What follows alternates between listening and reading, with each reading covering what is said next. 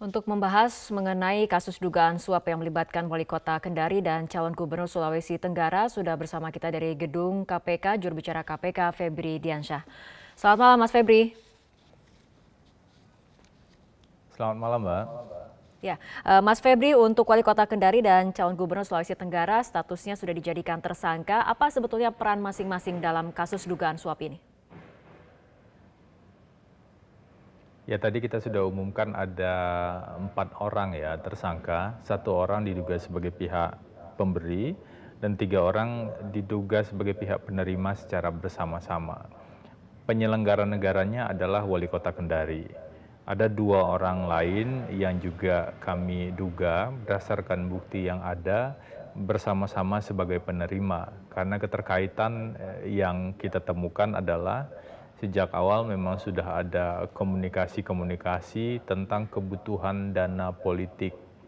Jadi kebutuhan dana politik inilah yang kemudian disampaikan pada pihak swasta yang saat ini kami tetapkan sebagai tersangka diduga memberikan suap sehingga kemudian sekitar 2,8 miliar diduga sudah diberikan terkait dengan pemenuhan pembicaraan awal tersebut.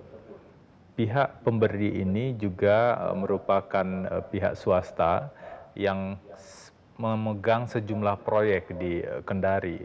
Dan bukan hanya tahun 2018 ini saja, proyek yang terakhir yang dimenangkan dengan nilai sekitar 60 miliar rupiah, tapi juga sudah diperkirakan sudah sejak 2012. Nah, tentu identifikasi ini kita lakukan setelah kita menerima informasi dari masyarakat dan kemudian mengklarifikasi di lapangan. Baik, Mas Febri, dalam 2 bulan terakhir ada 5 kepala daerah yang kemudian di OTT, artinya di satu sisi operasi tangkap tangan terus berjalan, namun juga korupsi dan juga suap juga terus masih berjalan, padahal kemudian banyak sekali imbauan yang sering diutarakan oleh KPK mengenai tidak ada suap ataupun tidak ada korupsi, terutama untuk pilkada ini. Ya, tentu yang mendengar dan kemudian mengikuti himbauan tersebut tidak akan terkena operasi tangkap tangan ya, dan juga tidak akan diproses secara hukum karena ketika menyadari himbauan tersebut dan kemudian tidak melakukan atau misalnya tidak menerima suap atau tidak meminta atau tidak melakukan hal-hal yang melawan hukum lainnya, maka kita tidak perlu memproses. 5 orang itu kalau dibanding dengan ratusan kepala daerah tentu saja jumlahnya masih sedikit. Tapi yang kita tangani adalah yang memang kita pastikan ada bukti-bukti awal yang cukup untuk itu. Sehingga saya kira kalau bicara soal penindakan maka indikatornya adalah bukti.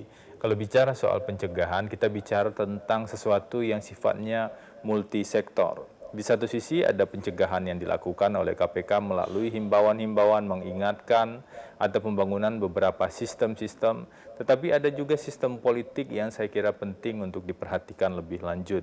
Kalau kita lihat data Corruption Perception Index Indonesia yang stagnan di tahun ini, menurut TI itu salah satunya adalah karena korupsi politik atau aktor-aktor politik masih banyak yang diproses dalam kasus korupsi. Ini artinya apa? Ini artinya menjadi PR kita bersama, terutama aktor-aktor di sektor politik, apakah institusinya seperti partai politik ataupun institusi lain yang terkait itu perlu kita perbaiki bersama-sama dan juga perlu didukung misalnya terkait dengan pendanaan partai politik ataupun regulasi-regulasi yang lebih menekankan pada biaya politik yang lebih murah untuk proses pilkada misalnya.